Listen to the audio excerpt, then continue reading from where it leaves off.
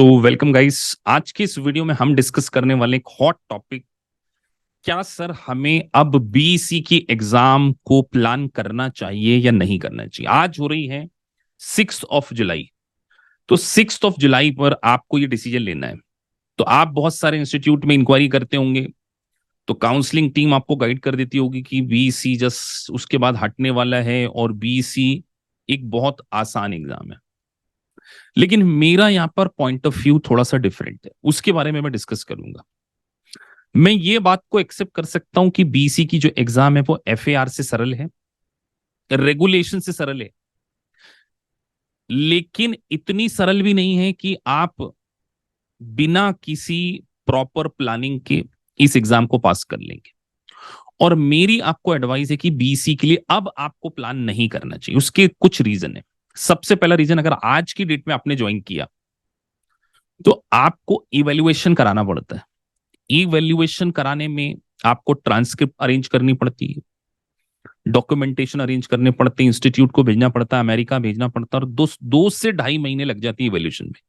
तो जुलाई में अगर आपने ज्वाइन किया तो जुलाई अगस्त सितंबर, मान के चलिए सितंबर में आपका इवेल्यूशन आ गया और आपने अपनी साइमल्टेनियसली स्टडी को स्टार्ट कर दिया।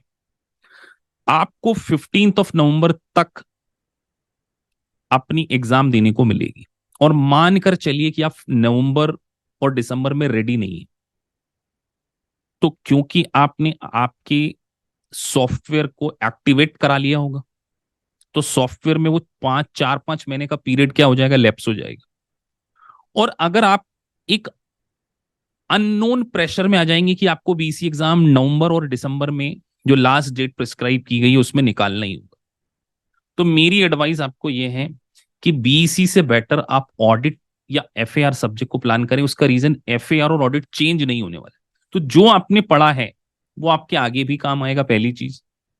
दूसरा, बीसी करिकुलम को मैंने अच्छे से डिस्कस करना है। तो अब मैं आपको बीसी का करिकुलम सॉफ्टवेयर के थ्रू दिखाने जा रहा हूं कि क्या क्या यूनिट है। 20 यूनिट्स आपको पढ़नी है।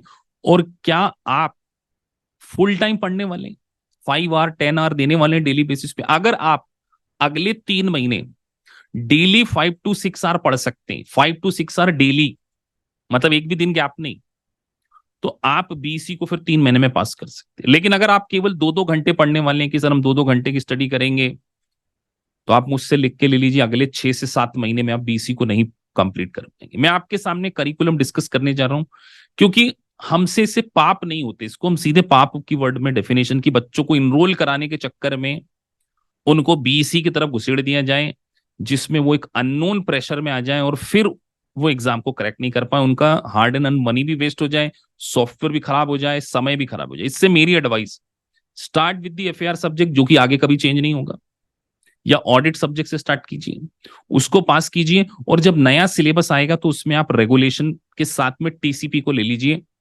Tax compliances and planning. आपको जॉब में ज्यादा अपॉर्चुनिटीज मिलेगी, मेरी एडवाइस।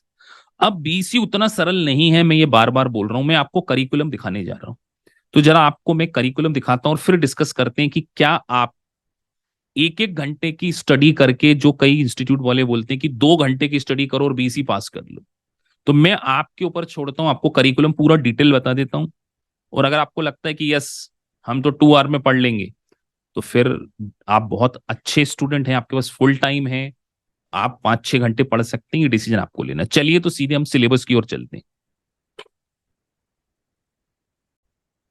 तो देखिए गाइस, मैंने आपके सामने सॉफ्टवेयर को ओपन किया। टोटल यूनिट्स आप देख लीजिए, 20 यूनिट से 20 यूनिट्स में आपको वर्किंग कैपिटल मैनेजमेंट पढ़ना है, कैपिटल स्ट्रक्चर पढ़ना है, कैपिटल बजटिंग पढ़ना है, इंफॉर्मेशन टेक्नोलॉजी पढ़ना है।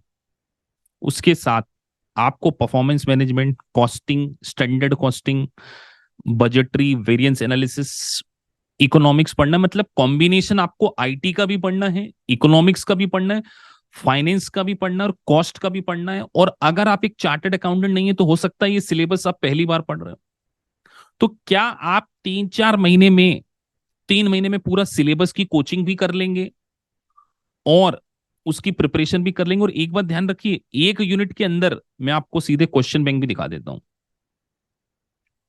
टेस्ट बैंक, तो आपको पूरा और आइडिया लग जाएगा कि यहाँ पे स्टडी सेशन में हम जाते हैं, अब देखिए, एक पहली यूनिट है, उसके अंदर सब यूनिट भी है, तो एक यूनिट के अंदर कितनी सब यूनिट है? 4 यहाँ पे भी है। मतलब मिनिमम एक में 4 मानू तो 80 सब यूनिट, और अराउंड एक यूनिट के अंदर अगर मैं 20 क्वेश्चन भी एवरेज मान लू, 2000 क्वेश्चन प्लस सिमुलेशंस, क्या ये सारी स्टडी आप 3 महीने में कंप्लीट कर लेंगे? जुलाई चालू हो गया है, जुलाई अगस्त सितंबर, एक बार पढ़ना फिर रिवीजन करना। तो ऐसी रिस्क क्यों जल्दी में ले रहे हो? क्यों अपने माइंड पे एक एक्स्ट्रा प्रेशर क्रिएट कर रहे हैं? बेटर क्या है, टीचर से एडवाइस लीजिए, कोई भी सब्जेक्ट को प्लान कीजिए, उसको अच्छे से पढ़िए, उसके मॉक टेस्ट दीजिए, आपका स्कोर 80% आ रहा है, 90% आ रहा है कि नहीं आ रहा, और डिसीजन लीजिए टीचर से पूछ के, जो आपको जानता हो, जिसने आपकी परफॉर्मेंस को इवेल्युएट किया हो, और वो आपको अगर गाइड करे तो आपको देना चाहिए। हमारे इंस्टीट्यूट में हर स्टूडेंट मुझसे पूछकर ही सीपी की एग्जाम देता है, तो हमारा सपोर्ट तो बिल्कुल पर्सनल लेवल पर होता है, इसीलिए हम इसको मेंटोरशिप बोलते हैं। तो अब मैंने आपके ऊपर छोड़ दिया है कि आप अपनी मर्जी से, क्योंकि इंस्टीट्यूट के काउंसलर की बात पे भरोसा करके आपको एग्जाम देना है, या जो फैकल्टी आपको पढ़ाने जा रही है उससे डिस्कस करके आपको डिसीजन लेना है, ये डिसीजन मैं आपके ऊपर छोड़ रहा हूं। तो एक मिथ बस्टर वीडियो था कि हमें बीसी देना चाहिए या नहीं देना चाहिए। So thank you for watching this video. अगर आपको वीडियो अच्छा लगा है, so please like and subscribe the channel. Thank you for watching this video. Thank you.